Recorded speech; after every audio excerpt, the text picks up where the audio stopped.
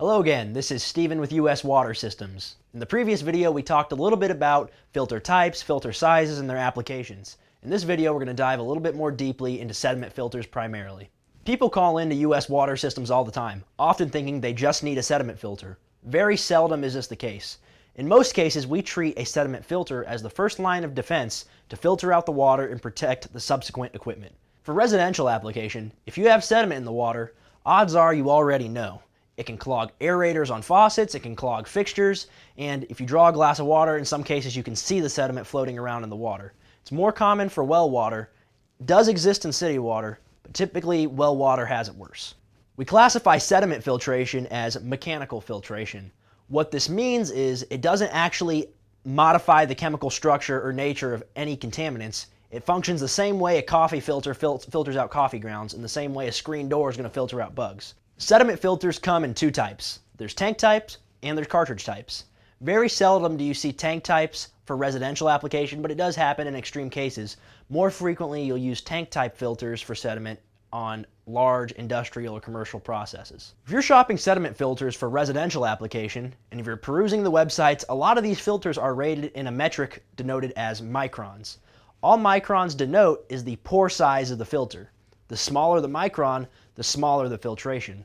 For most applications, if it's well water or city water, a 20 micron or a 5 micron is going to fare well. With city water, you can get away with 5 micron pretty frequently.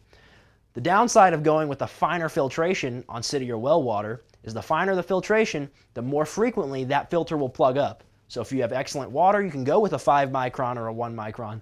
But if you have really dirty, really cloudy water, it would serve you best to go with a 20 micron because that's pretty good filtration still. You just wouldn't have to replace it as frequently. To give you a frame of reference on micron sizes, 20 micron is about the threshold for what you're able to see with the naked eye. So anything smaller than 20 micron is going to be completely invisible to you. So that being said, 20 micron really isn't bad. But let's say you want to get down to 5 micron or 1 micron.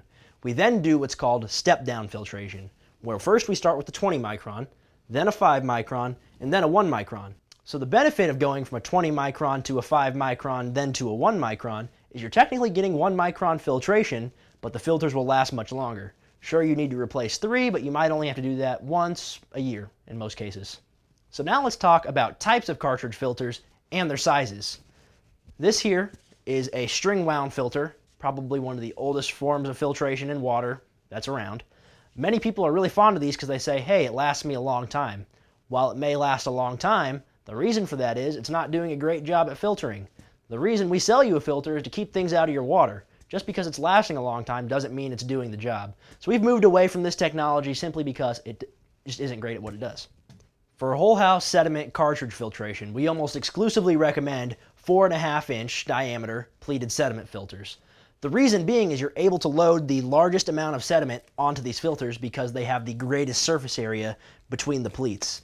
These might cost you 2 to 3 times as much to start, but they'll last you 6 to 12 times longer. So for us, this is a no-brainer because it's going to be able to keep up with the flow rates and it's going to last.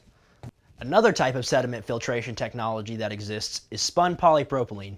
This is most frequently used in point-of-use filters, typically drinking water or reverse osmosis.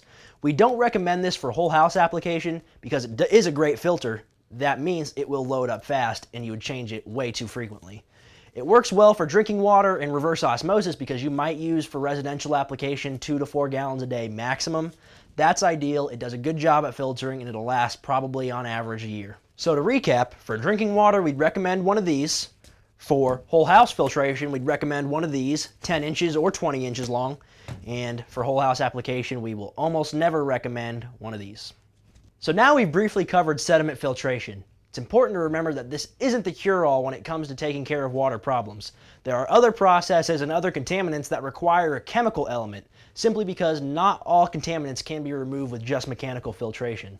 Stick with us for the next few videos where we'll talk a little bit more about removing iron, removing chemicals, removing bacteria. We'll cover it all. If anything was unclear or needed further explanation, check out the links here in our description that'll take you to our website and to our blog. There's a lot of helpful information there. Thank you for watching and stay tuned for the next video.